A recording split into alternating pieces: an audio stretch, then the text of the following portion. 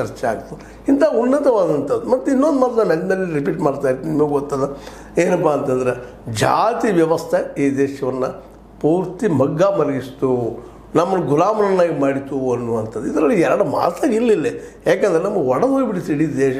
ಸಣ್ಣ ಸಣ್ಣ ಗುಂಪಾಗಿ ಸಣ್ಣ ಕಾಲೋನಿಗಳಾಗಿ ಉಳಿದಕ್ಕಾಗಿ, ಒಂದು ದೃಢವಾದ ಶಕ್ತಿ ಇಲ್ಲದಕ್ಕಾಗಿ, ಎಲ್ಲರೂ ಶಿಕ್ಷಣ ಸಿಗಲಾರದಕ್ಕಾಗಿ, ಬಹುಸಂಖ್ಯಾತರ ಶಿಕ್ಷಣ ಸಿಗಲಿಲ್ಲ, ಒಂದು ಆಹಾರ ಸರಿಯಾಗಿ ಸಿಗಲಿಲ್ಲ, ಆರೋಗ್ಯ ಸಿಗಲಿಲ್ಲ. ಹೀಗಾಗಿ ನಾವು ಗುಲಾಮರಾಗ್ತಾ ಬಂದೀವಿ ಅನ್ನೋದನ್ನ ಮೇಲೆ ಹೇಳ್ತಾ ಇದ್ದೀನಿ. ಅಂಥ ಮಾತುಗಳೆಲ್ಲ ಚರ್ಚೆ ಆಗಿದ್ದಾವೆ.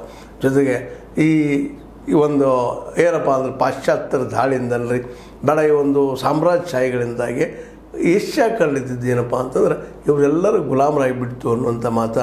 ಅದರಲ್ಲಿ ಇಂಡಿಯಾನೂ ಹೌದು, ಭಾರತ ಹೌದು, ಮತ್ತು ಜೊತೆಗೆ ಚೈನಾನ ಮೇಲೂ ದಾಳಿ ಆಗಿತ್ತು. ಅದ್ರ ನಂತರ ಚೇಂಜ್ ಆಗ್ತಾ ಬಂದ. ಯಾಕಪ್ಪ ಅಂತಂದ್ರೆ ಈ ಜಪಾನ್ ಮತ್ತು ಪಶ್ಚಿಮ ರಾಷ್ಟ್ರಗಳ ದಾಳಿಗೆ ಚೈನಾನು ಸಿಲುಕಿರ್ತದೆ. ಯಾಕಂದ್ರೆ ಅದು ಆ ಸಂದರ್ಭದಲ್ಲಿ ವೀಕ್ ಇರ್ತದೆ. ಅಲ್ಲಿ ಫ್ಯೂಡಲಿಸಮ್ ಇರ್ತದೆ, ಅಂದ್ರೆ ಜಮೀನ್ದಾರಿ ಪದ್ಧತಿ ಇರೋದರಿಂದ ಕೆಲವು ಜನ ಬುದ್ಧಿವಂತರಾಗಿಬಿಡ್ತಾರೆ.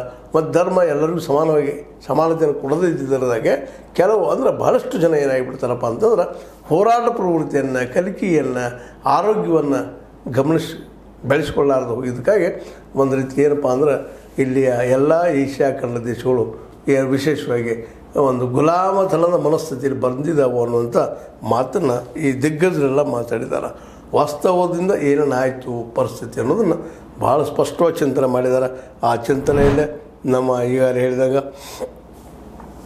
ಜೇನ್ ಉಮಾಯರಾಗಿರ್ಬೋದು, ಲಲಿತಾ ಆನಂದ್ ಆಗಿರ್ಬೋದು, ಜೊತೆಗೆ ಪಂಕಜ್ ಮಿಶ್ರಾ ಅವರಾಗಿರ್ಬೋದು, ಅನೇಕರು ಭಾಗವಹಿಸಿದಂಥ ವಿಚಾರವನ್ನು ಮಂಡಿಸಿದ